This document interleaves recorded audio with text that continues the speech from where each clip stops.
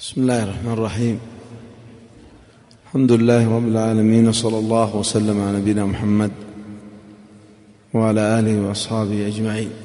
في قصيدة لأخينا أبو اليمان. أين هو؟ بسم الله الرحمن الرحيم. الحمد لله والصلاة والسلام على رسول الله وعلى آله وصحبه ومن والاه، أما بعد. الحقيقة أنني ما كنت أحب أن آتي بهذه القصيدة، لكن بعض الأخوة شد علي وقال لا بد أن تأتي بها، وأخبر الشيخ. هذه القصيدة أيها الإخوة نظمها هي حول القات، حول شجرة القات الخبيثة.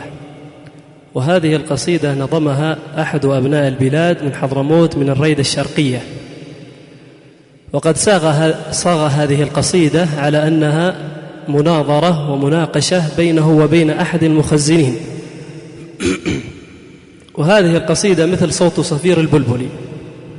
فقال في هذه القصيدة: صوت قريح القاتل طلع ضغط العاقل، القات والمضغة مع بعض دخان الغثمن، وأنت يا مخزني مخضر مطحل، فكم وكم بعوضة مع الصبان القمل قطفتها من رأسك المشعفر المبهذل.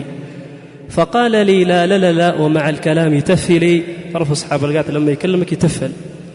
فقال لي لا لا لا ومع الكلام تفلي، هذا زمان الموضة ومع الحضارة نعتلي. فقلت أي موضة تقول عنها يا ولي، وثوبك مخضر كأنه زولللي، وضغطك سيقرح كقرحة البندقل، كحكحي كحكحي كحكحي كحكحي كحكحي لي.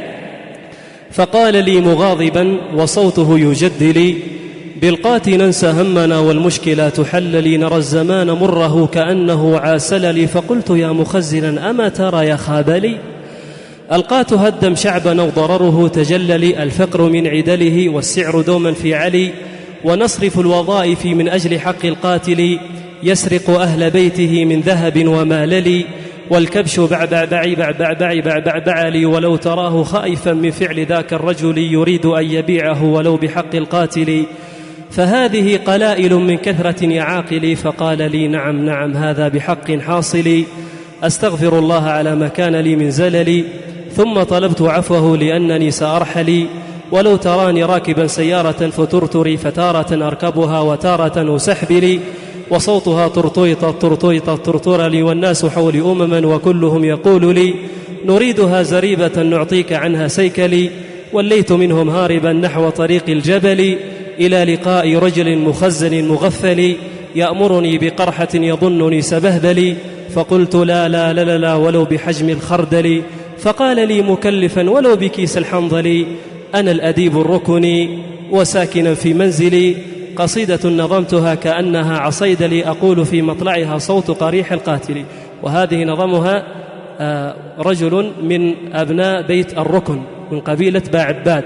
فقال أنا الأديب الركني، مثل ما قال الأصمعي أنا الأديب الأصمعي من حي أرض المصري. والحمد لله رب العالمين، جزاكم الله. ما شاء الله. طيب.